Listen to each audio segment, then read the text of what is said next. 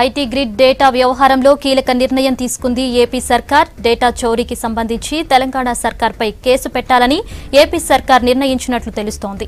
మొత్తం 2 కేసులు పెట్టాలని భావిస్తున్న ఏపీ సర్కార్ ఒకటి టీడీపీ తరపున, మరొకటి ఏపీ సర్కార్ తరపున కేసు ఫైల్ చేయాలని డిసైడ్ అయినట్లు తెలుస్తోంది. అంతేకాదు కేసుకు సంబంధించి తెలంగాణ సర్కార్పై పరువు నష్టం దావా కూడా వేయాలని నిర్ణయించినట్లు తెలుస్తోంది.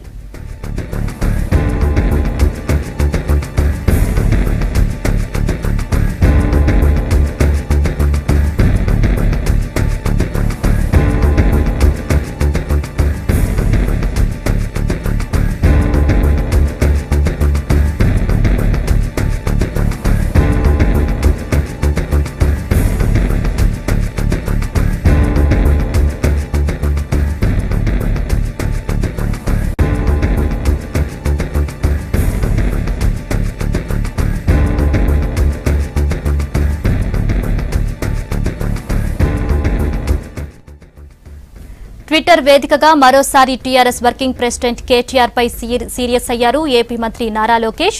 హైదరాబాద్ లో తమ డేటా చోరీ చేశారన్న లోకేష్ ఇది నేరం కాదా అని ప్రశ్నించారు. చోరీ చేసిన డేటాను వైసీపీ అధినేత జగన్ కు అందించారని మండిపడ్డారు. అంతేకాకుండా హైదరాబాద్ వైసీపీ కాల్ సెంటర్ నుంచి ఏపీలోని టీడీపీ కార్యకర్తలను ప్రలోభాలకు గురిచేసే కాల్స్ చేస్తున్నారన్నారు. ఇది చట్టాల ఉల్లంఘన కిందకు రాదా అని ప్రశ్నించారు. ఇవన్నీ అక్రమాలు హైదరాబాద్ లోనే జరుగుతున్నాయన్నారు.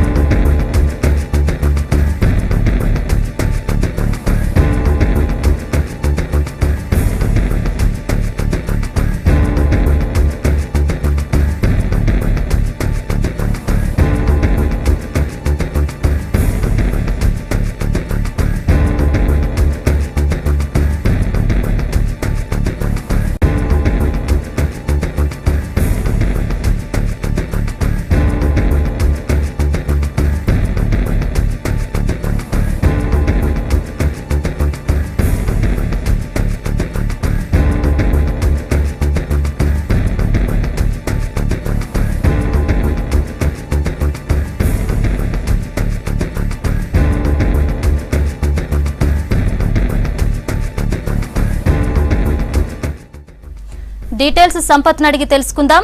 సంపత్, కేసు విచారణ ఎలా జరుగుతోంది? తెలంగాణ సర్కార్ పై పరువు నష్టం దావా వేయాలని ఏపీ సర్కార్ అనుకుంటుంది కదా, మరి దీనికి ఏం చెప్తారు? కేసు వివాదం రాజకీయంగా దుమారం రేపుతోంది. ఇటు తెలంగాణలో ఉన్నటువంటి సైబరాబాద్ పోలీస్ కమిషనరేట్ అట్లాగే హైదరాబాద్ పోలీస్ కమిషనరేట్తో 2 కేసులు నమోదయ్యాయి. దాని గురించి కొద్దిసేపటి క్రితమే హైదరాబాద్ సిపి కూడా బ్రీఫింగ్ ఇచ్చారు. ఇప్పటికే సైబరాబాద్ పోలీస్ కమిషనర్ కూడా బ్రీఫింగ్ ఇచ్చారు. దీంట్లో మెయిన్గా ఒకటి డేటా థెఫ్ట్ కావడం, అంటే అఫీషియల్గా ఏపీ ప్రభుత్వానికి సంబంధించిన డేటాని టీడీపీ పార్టీ థెఫ్ట్ చేసిందనేది కొద్దిసేపటి కింద హైదరాబాద్ సిపి డైరెక్ట్గా చెప్పారు. దాంట్లో ఆపరేషన్స్ చేయడంలో అంటే ఐటీ గ్రిడ్ కంపెనీ ఏదైతే అక్యూజ్డ్గా ఉంటాడో ఐటీ గ్రిడ్ కంపెనీ కొన్ని ఓటర్లను, అంటే ఎక్కడైతే హైదరాబాద్లో ఉన్నటువంటి కొంతమంది ఓటర్లు హైదరాబాద్లో ఉన్నటువంటి నివాసం ఉంటున్నటువంటి సిటిజన్స్కి ఆంధ్రాలో ఓట్లు ఉన్నట్టుగా వాళ్ళు చెప్తున్నారు.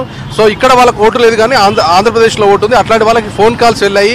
ఆ తర్వాత ఫోన్ కాల్స్ వెళ్ళిన తర్వాత వాళ్ళ దగ్గర ఉన్నటువంటి ఫోన్ కాల్ చేయడం వరకు మాత్రమే తమ గుర్తుంది. తర్వాత వాళ్ళ ఓట్లను క్రాస్ చెక్ చేసుకుంటే ఆ ఓట్లు గల్లంతాయనేటువంటి విషయాన్ని హైదరాబాద్ సిపి కొద్దిసేపటి క్రితం చెప్పారు. ఎస్ఆర్ నగర్ పోలీసులు చేస్తున్నటువంటి విచారణలో ఒక 3 నుంచి 4 ఎవరైతే ఓట్లు గల్లంతైనటువంటి వాళ్ళ డీటెయిల్స్ని తీసుకొని వాళ్ళ స్టేట్మెంట్లను కూడా ఫైండ్ అవుట్ చేశారు.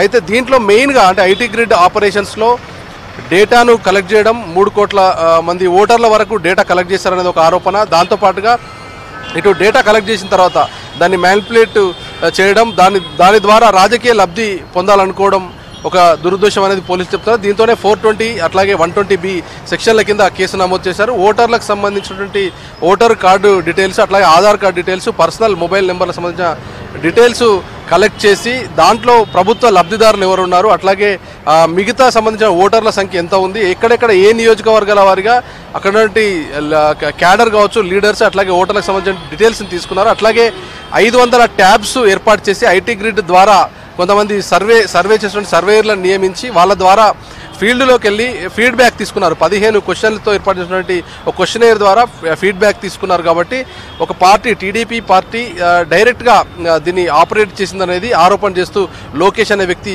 ఒక కంప్లైంట్ ఇచ్చాడు. అట్లాగే ఎస్ఆర్ నగర్లో ఇచ్చినటువంటి దశరథ రామరెడ్డి ఇచ్చినటువంటి కంప్లైంట్లో కూడా సేమ్ దాంట్లో అతను విక్టిమ్గా ఉన్నాడంటూ అతను కంప్లైంట్ చేశారు. సో రెండింటిని కొలాబరేట్ చేసి ఇన్వెస్టిగేషన్ చేస్తున్నారు. దీనికి ఐటీ గ్రేడ్ కంపెనీకి సీఈఓగా ఉన్న అశోక్ ప్రజెంట్ పరారులో ఉన్నాడు. కాబట్టి ఆయన కోసమే లుక్అవుట్ నోటీసులు కూడా జారీ చేశారు. ఇది ఇట్లా ఉండగానే మరోవైపు రాజకీయంగా కూడా నేతలు మాటల యుద్ధం నడుస్తుంది. మొన్నటి నుంచి కూడా అంటే టీఆర్ఎస్ పార్టీ వర్కింగ్ ప్రెసిడెంట్గా ఉన్న కేటీఆర్ దీనిపైన మాట్లాడారు. ట్విట్టర్లో కూడా ఒకవేళ నిజంగానే రాజకీయంగా మీరు చూడకపోతే, ఒకవేళ మీరు నిజంగా తప్పు చేయకపోతే పోలీసుల ముందు విచారణ ఎదుర్కోవడానికి మీకు భయం ఎందుకు, అలా విచారణ ఎదుర్కొంటే మీకు నష్టం ఏంటి అంటూ ఆయన ట్వీట్ చేశారు. దాని తర్వాత లోకేష్ కూడా దానిపైన కౌంటర్లు వేశాడు. దీంతో పాటుగా చంద్రబాబు నాయుడు కొద్దిసేపటి క్రితం మీడియా బ్రీఫింగ్లో ఆఫ్ ది రికార్డులో దీనికి సంబంధించి ఇప్పటికే అంటే తెలంగాణ పోలీసులు పవర్ను మిస్యూజ్ చేస్తున్నారు. తమ టెరిటరీలోకి లేదంటే ఒక కంపెనీ థర్డ్ సర్వీస్ ప్రొవైడర్గా ఉన్న కంపెనీలోకి పోలీసులు అక్రమంగా చొరబడి డేటాను కలెక్ట్ చేస్తున్నారు. అట్లాగే దాన్ని అంటే ఒక అలిగేషన్స్ చేస్తున్నారు కాబట్టి బేస్లెస్ అలిగేషన్స్ కాబట్టి దానిపైన పరువు నష్టం దావా వేయడానికి తాము సిద్ధంగా ఉన్నామంటూ ఒక లీక్నిచ్చారు. దాంతోపాటుగా ఇటు గుంటూరు అర్బన్ పోలీసులు కూడా దీనిపైన ఇప్పటికే ఒక కేసు కూడా రెండు కేసులు నమోదు చేయనట్టుగా తెలుస్తుంది. గుంటూరు అర్బన్ పోలీస్ స్టేషన్లో మెయిన్గా అంటే వాళ్ళు కూడా 2 కంప్లైంట్లు బేస్ చేసుకొని అక్రమంగా కంపెనీలో చొరబడ్డారు. దీనిపైన కేసులు నమోదు చేసే ప్రయత్నం చేస్తున్నారంటూ 2 ఎఫ్ఐఆర్లు నమోదు చేసేందుకు కూడా గ్రీన్ సిగ్నల్ ఇచ్చినట్టుగా తెలుస్తోంది. దీంతో పాటుగా అటు గవర్నర్ కూడా ఆంధ్రప్రదేశ్ బీజేపీ అధ్యక్షుడు కన్నా లక్ష్మీనారాయణ కూడా గవర్నర్ని కలిసి 5 కోట్ల మంది ఓటర్లకు సంబంధించిన డేటాబేస్ను కలెక్ట్ చేశారు. దాని ద్వారా రాజకీయంగా లబ్ధి పొందేందుకు కుట్ర పన్నారు. లబ్ధిదారులకు సంబంధించిన వివరాలు, అట్లాగే కొంతమంది ఓటర్లను కులం మతం బేస్డ్గా, అట్లాగే వాళ్ళు పార్టీకి అసోసియేటెడ్గా ఉన్నటువంటి మెయిన్ కీ పర్సన్స్ని దాంట్లో డిలీషన్స్ చేయడానికి ఫామ్ 7ని మిస్యూజ్ చేశారు. ఏదైతే ఫామ్ 7 ఎలక్షన్ కమిషన్కి డైరెక్ట్గా లేదంటే ఆన్లైన్లో సబ్మిట్ చేసినటువంటి ఫామ్ 7 ఏదైతే ఉందో సెల్ఫ్ డిక్లరేషన్ ద్వారా తన ఓటును అంటే డ్యూయల్ ఓటు ఉన్నప్పుడు లేదంటే తాను ప్రాంతాన్ని మారినప్పుడు ఉన్నటువంటి ఓటు ఏదైతే ఉంటుందో ఆ ఓటును ఓటర్ల జాబితా నుంచి తొలగించడానికి ఇచ్చినటువంటి ఫామ్ని కూడా మిస్యూజ్ చేశారనేది వాళ్ళు ఆరోపిస్తూ గవర్నర్ నోటీస్ తీసుకెళ్లారు. దాంట్లో మెయిన్గా అంటే ఈ ఫామ్ 7ను డైరెక్ట్గా ఒక ఓటర్ కాకుండా ఐటీ గ్రిడ్ కంపెనీ ఆన్లైన్లో ఆపరేట్ చేసి వందల మంది వేల మంది ఓట్లను గల్లంతు చేసి ఓటర్ల లిస్టులో నుంచి చాలామంది పేర్లను గల్లంతు చేసిందనేది వాళ్ళ ఆరోపణ.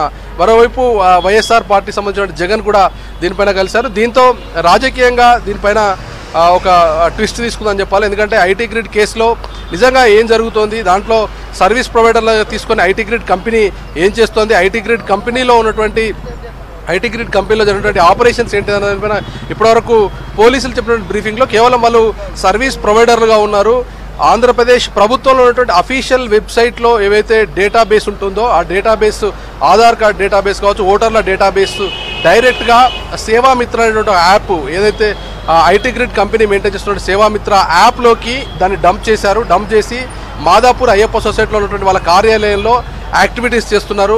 ఇది మొత్తం కూడా ప్రభుత్వానికి సంబంధించిన డేటాబేస్, అట్లాగే ఎలక్షన్ కమిషన్ మానిటరింగ్ చేస్తున్నటువంటి ఎలక్షన్ కమిషన్ సంబంధించినటువంటి ఓటర్లకు సంబంధించిన లిస్టును మిస్యూజ్ చేశారనేది వాళ్ళ ఆరోపణ. దానికి సంబంధించి ఎంక్వైరీ చేస్తూ ఉన్నారు. అయితే ఈ డేటాలో మొత్తం కూడా అంటే క్రైమ్ ఎస్టాబ్లిష్ కావడానికి సరిపోయేటువంటి ఎవిడెన్స్ అయితే కలెక్ట్ కానట్టుగా మనకు పోలీసు అధికారులు ఆఫ్ ది రికార్డులో చెప్తున్నారు. కేవలం విక్టిమ్స్ లేదంటే ఆ ఎన్జిఓ సంబంధించిన లోకేష్ అట్లాగే దశరథ రామరెడ్డి అనేటువంటి ఇచ్చిన కంప్లైంట్ బేస్ చేసుకొని కేసు నమోదు చేశారు. కానీ డాటా రీకలెక్ట్ చేయడం అట్లాగే ఆ క్వశ్చనైర్స్ సర్వే చేయడంతో పాటుగా ఈ మెయిన్ కీ పర్సన్ ఎవరైతే అశోక్తో పాటుగా మిగతా 4 నిందితులతో ఏపీ ప్రభుత్వానికి సంబంధించి కానీ లేదంటే ఎవరైనా అఫీషియల్స్ కానీ సంబంధాలు ఉన్నాయా లేదా, అట్లాగే వీళ్ళు ఇండైరెక్ట్గా ఏమైనా కోఆపరేట్ చేశారా, దీంట్లో నిజంగానే ఓట్లను గల్లంతు చేసి సామాజిక పరంగా ఇటు కులం మతం సంబంధించిన కాలమ్స్లో దాన్ని బేస్ చేసుకొని అట్లాగే పార్టీకి సంబంధించిన క్యాడర్ను అంటే వీళ్ళు చెప్తున్న బట్టి గ్రామాల నుంచి నియోజకవర్గం హెడ్ క్వార్టర్ వరకు